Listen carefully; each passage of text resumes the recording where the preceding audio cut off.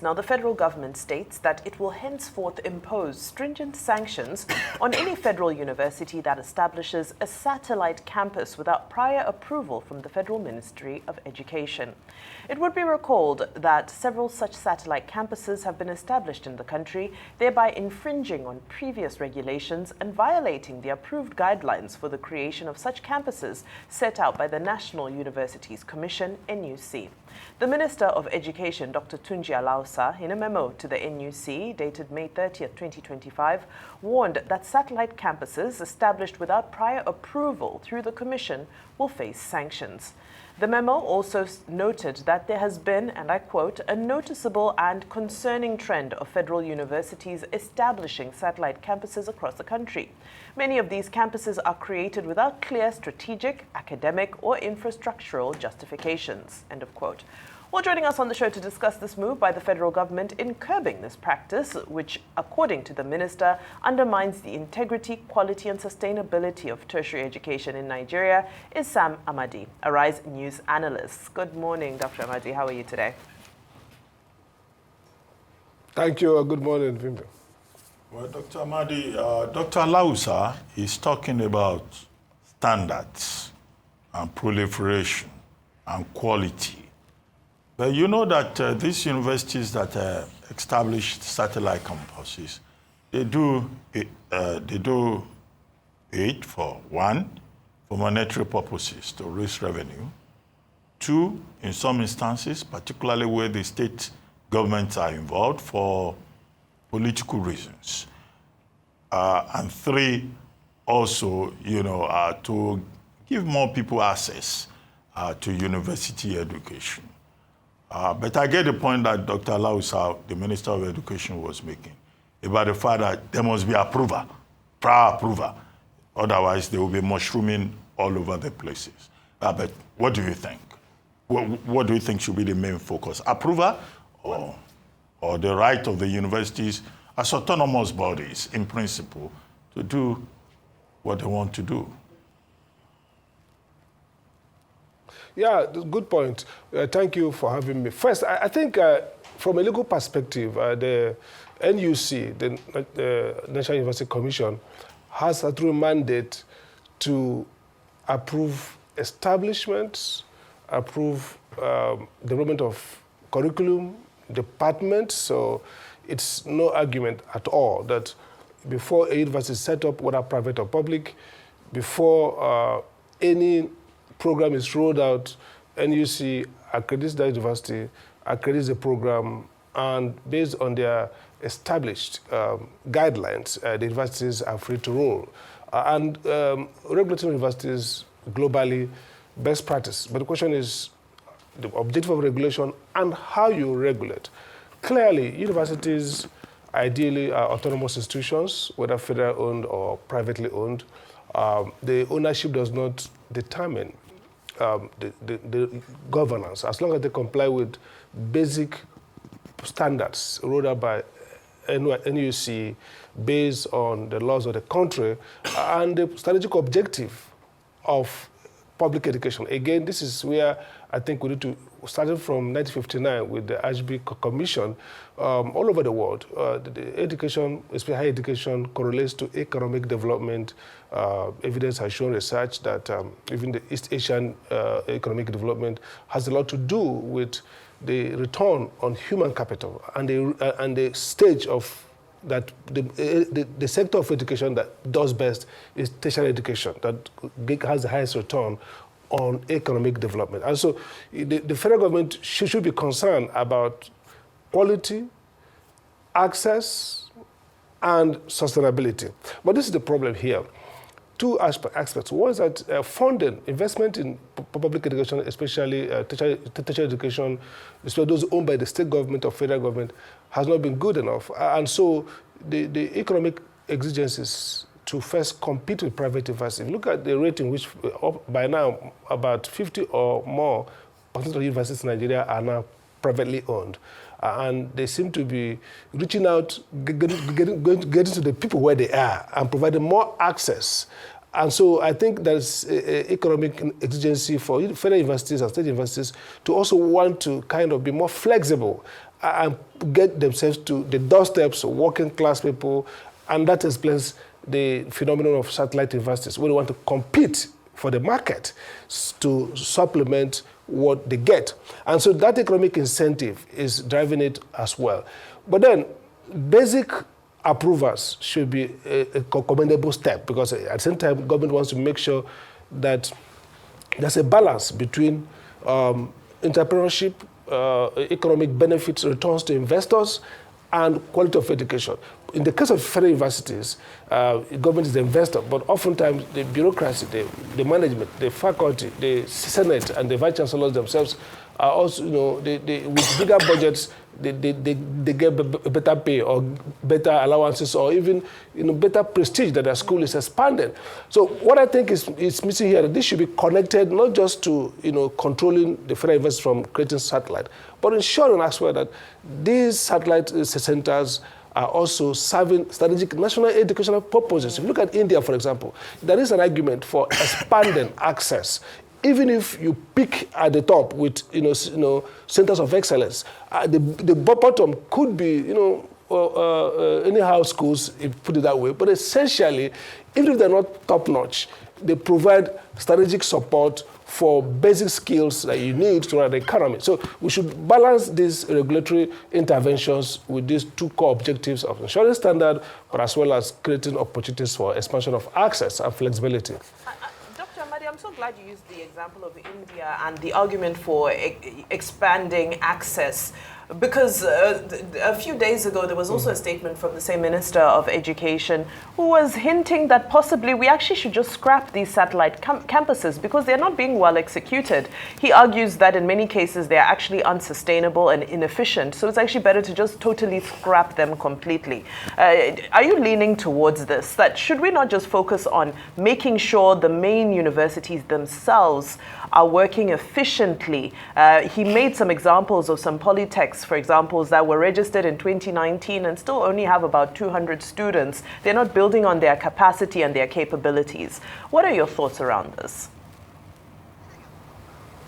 Well, I think there's a failure of oversight here. Again, look, if you say let's just keep the federal universities as they are, we're getting, it's neither nor. Those universities are not even qualitative. Look at the ranking. It's a big shame that one man, Bishop Oyedepo, gave us two of the top three universities in Nigeria, Covenant and Landmark. I mean, great achievement. So if you look at it, apart from, maybe UI is still, keeping the pace, ABU, Unilag somehow, but there's a total decline. So the question then is, if you don't expand access, if you say, okay, universities don't, dissipate their resources, setting up satellite, it presupposes that they're going to keep a higher standard, but they're not having a higher standard. So what I think is this. Yes, we should ensure, I think two things. One is the operators not gaming people, setting up, very useless platforms and awarding degrees that are not justified by any learning. So that should be why you have regulation, to show that you have to get an approval. But the process of approval should not be to constrain the development of satellite universities, but actually to ensure that the platforms run on standards. Think around online university that's growing now globally. I mean, look at everywhere. Even Harvard is contemplated, outsourcing some of its learning online in dealing with this crisis they are facing with foreign students. So the format in which education happens, the structure of learning is changing. And so that adaptability should inform decision making. But at the same time, I think the key thing should be quality. And quality should also reflect on the changing dynamics of global political economy. I give just one example, law. When I was a HOD at the university, I quarreled with the idea that the law faculty should train lawyers. No, the law faculty should train people who have broad-based academic knowledge. And then they select, if they want to be lawyers who want to go to practice, then they go to chambers and learn professional practice. That's how we did it. Some of us who are lawyers then practice with Chief Adefawemi, the things I learned in law school were not very useful. And I've argued that you don't need a law school, but I was beaten up because essentially it's neither nor. It's not giving you the quality of a legal scholarship. And that's why you see lawyers sometimes, they don't have the perspective courses. If you look at places like Harvard, elsewhere in the world, you learn economics, learn psychology, so that when somebody leaves the university, you look at the world. I had a conversation with a young guy who just finished from Harvard, my mentee. He's into AI. He didn't go and do the MBA at the bar. They set up a start firm, and today that startup has been bought. So he says he's an AI evangelist. This is a law graduate from Harvard. So not all people who go to universities are going to practice in court. And so this tunnel vision, we need to expand the notion of university education and map it to our strategic objective as a developing economy. Look at East Asia. They needed manpower. They opened up to Western knowledge, but they kept their Asian value and mainstreamed value. So today, they have a better, if you like, human capital made up of guys who can do mathematics, but also guys who are rooted in the Confucian culture of prudence, hard work. So I think what we're missing is the creativity and the knowledge that, look, you have to adapt, but in adapting to changing forms, you also have to keep together a coherence around quality. So and that quality changes with what the world requires you to have, what skills are available. So today, law students in Nigeria are wearing white or black, behaving as if they are already called to the bar. No, their job at the university is to have broad knowledge, logic, communicative skills. Then when you leave, you go to a law firm to learn the practice, or you go to other places where that skill. So I think that what we need is to have a smarter idea of regulation, allow changes in the format of education, but keep an eye on the quality. And this quality, like I said, changes with how the world is changing. So the old quality of maybe cramming books, reading old textbooks, might not be the new quality that you measure the impact and the value of education in those satellite cities. So I support NUC to regulate it lightly, give approvals, but not to insist that, universities have to run the way ABU or UNN or UNILAG ran 20 years ago. You have to accept that change happening. Dr. Sam Amadi, isn't NUC themselves the problem with the old level of thinking? Is that not the problem? Isn't NUC themselves and the Education Ministry and people that people in the ministry the problem with the old level of thinking, with the old appreciation of pedagogy and learning itself? Is that not the problem? Absolutely. I think it's part of the problem. It's part of the problem because they are not confronting the real world today. I've been part of 2 universities and I've gone to NUC. To be frank, the former executive secretary thought about around 2 things I like what they're doing. They said, don't build too many big houses. I was part of those who fronted the university. They said, stop this too many large development. Focus on faculty. I think they get it right now. Say, focus on faculty. Now, think again around online schooling. Think around the fact that you have diaspora, you have people who are all over the world who may not come to Nigeria, but who may use the new technologies to be faculty of universities in Nigeria. I think that is really a problem. We need to unlock that thinking. I agree with you. The people at NUC and the people in the universities. I mean, part of the reason why I didn't go and teach when I came back from abroad is that how can you start teaching and say you must go lecturer 1, after 15 years, lecturer 2? That's not the way. You see universities across the world, top universities, and they take people from the firm, law firm, first year, or from newspapers or media house, anywhere, and they give them a tenure based on the quality of production. For example, you don't need somebody to produce 20 average papers to be tenured, to become a professor. You have people who have 2 world-class, groundbreaking work only. So there's this notion, which is age, how long they are spent, volume, quantity, and not looking at the real quality. So I think the thinking in NUC should shift. And the question that should start with is, what should be the focus of university education for Nigeria at this level of development and our aspiration? The problem is this, is that Nigeria has no structured development thinking. And therefore, everything we are doing, good things scattered, but as that coherence, what do you want to achieve with it?